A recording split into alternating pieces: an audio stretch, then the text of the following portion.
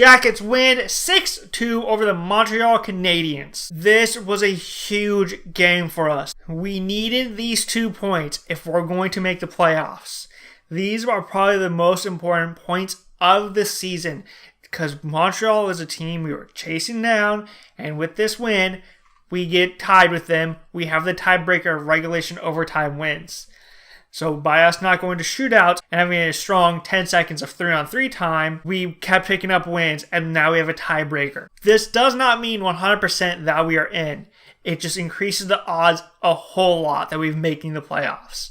We got to continue to do what we have been doing the past couple of games, push strong, play as a team, forget that first 10 minutes of the game because that was horrible. But if we stick to what we did for the final 50, we took it to the Canadiens and we solved Price many times. It is the first time we beat Carey Price since 2014. Now, part of that is when Montreal would play us, they would play their backup goalie, 10-0. Starting off, though, first period, Montreal comes at us with a bunch of speed.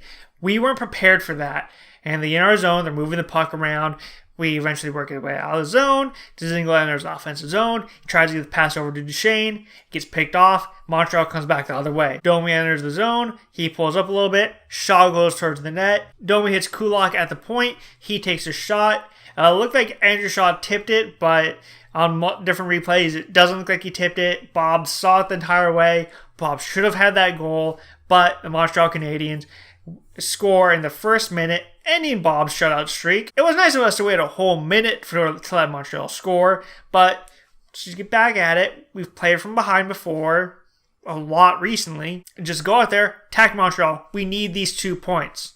We don't get our first shot until 10 minutes into the period. Whenever we would enter the offensive zone, we would try to make a play to get to the middle of the ice. Montreal pick it up, and out of the zone they go. But with the work of our fourth line of Nick Foligno, Riley Nash, and Brian Dubinsky, they got out there on the forecheck. They got in the offensive zone. They got it behind the net, and then they were bringing it out front, pinning a couple shots on Carey Price. And at one point, the shots were 7-1. That's when we got our first shot. At the end of the period, the shots were 9-7. So we came on strong at the second half of that period, but we couldn't solve Carey Price. We head to the locker room for the first intermission, down a goal. So into the second period, get out there, the fourth line's on the attack again, they create a turnover, and Nudie pops it up to Nick Foligno.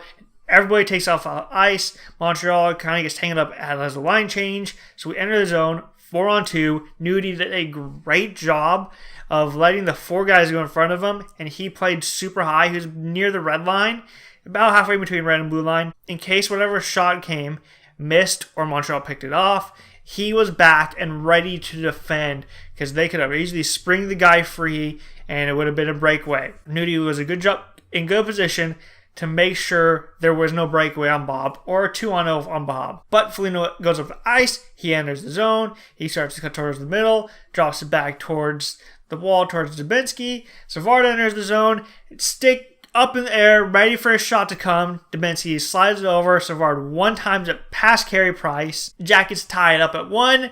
David Savard's 7th goal of the year, and with this goal, Savard is now tied for second all-time in defenseman scoring with 39 goals. He's tied with Freder Tootin and Seth Jones. Holy crap, can Seth score? He's rocketed up the list, and hopefully this can help us continue going. Good for Savard to make this list. About 6 minutes into the period, we take a penalty. So we're doing a very good job killing it off, keep sending it out of the zone. Montreal to come back. We break it up, send it back. Montreal's coming up the ice. McQuaid is skating backwards into the zone. Andrew Shaw comes across, tries to avoid him. He picks his arms up and gets his elbow and catches McQuaid in the head. And McQuaid goes down.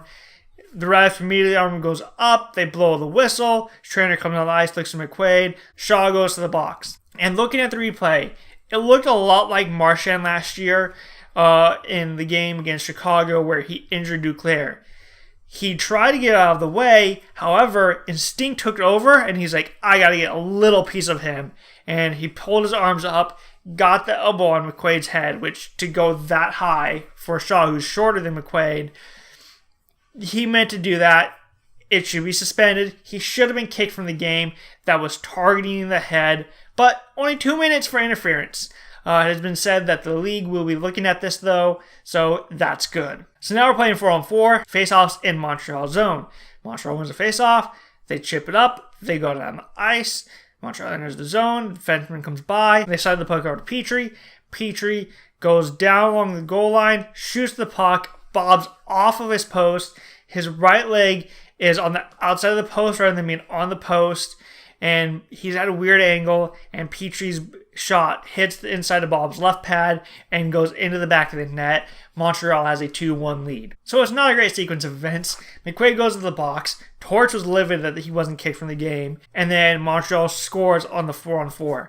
We gotta figure this out. Calm down. We were fine. Just play the way we were. The 4-on-4 ends, and then Shaw gets out of the box. There's a face-off in the offensive zone. Puck goes behind the Montreal net.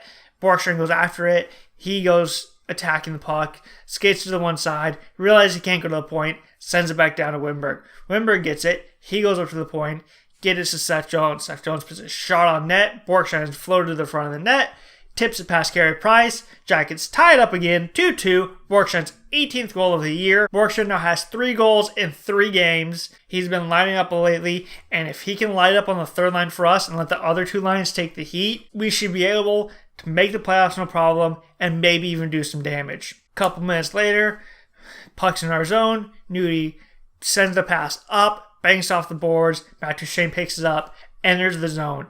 He has a defender on him, so he spins, faces the back towards the defender. The defender closes the gap. Duchene turns and goes and beats the defender, heads down the ice, gets about the hash marks, does a backhand saucer pass over to Panarin, who pissed a one-timer past Price. Panarin's 27th goal of the year, and the Jackets now lead 3-2. Oh, it was a great pass by Nudie to get out of the zone. We're playing with 5 defensemen, and so the defense has to make simple plays and get it out so they can constantly go for changes. Duchene did a good job deking out the defender and pinning a beautiful pass over to Panarin, and Panarin just finished it off. So now we have the lead, we lock it down, we take that to intermission. Come out for the third period. Montreal's starting to come out of their zone. Anderson, who hasn't gone for the line change yet, comes over and finishes his hit on Mete.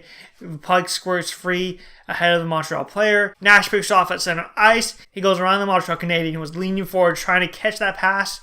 Enters the zone, shoots the puck. Carey Price makes the save. However, it's laying right next to him. Nash sees that, skates by, pits it past Price. Jackets lead 4-2. Riley Nash's 2nd goal of the year, his first in 49 games. I don't know what Carey Price was doing on this goal.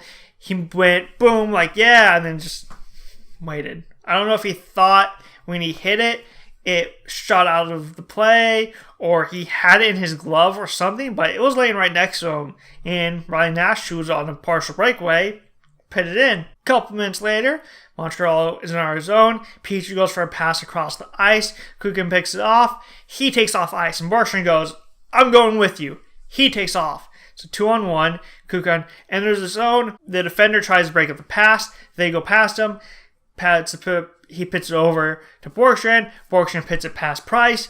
Borgstrand's 2nd goal of the game, 19th of the year. Jackets lead 5-2. Kukan has been playing great the past couple of games.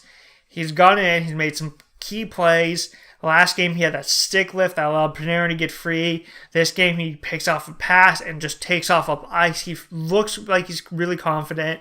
And if he continues to play like this, I don't see how you can take him out of the lineup unless Ryan Murray's healthy. Please be healthy, Murray. But even in that situation, maybe we take McQuaid out of the lineup. Kukan has been playing great lately. I don't know how you take him out. And Borgstrand has been scoring goal after goal after goal. Now he's got 4 goals in 3 games. When he's feeling it, he feels it. So keep it up. We should be fine. About 5 minutes left in the game, they pull Price because they're down by 3 and they need the 2 points just as much as we do. We do a good job. They can't ever do anything. 4th line gets out there. They get in the offensive zone. Dubinsky picks off a pass. He pits in the empty net. Jackets lead 6-2. And that's all there would be in this game. So we pick up a huge 2 points, tying Montreal, but we're ahead of them in row.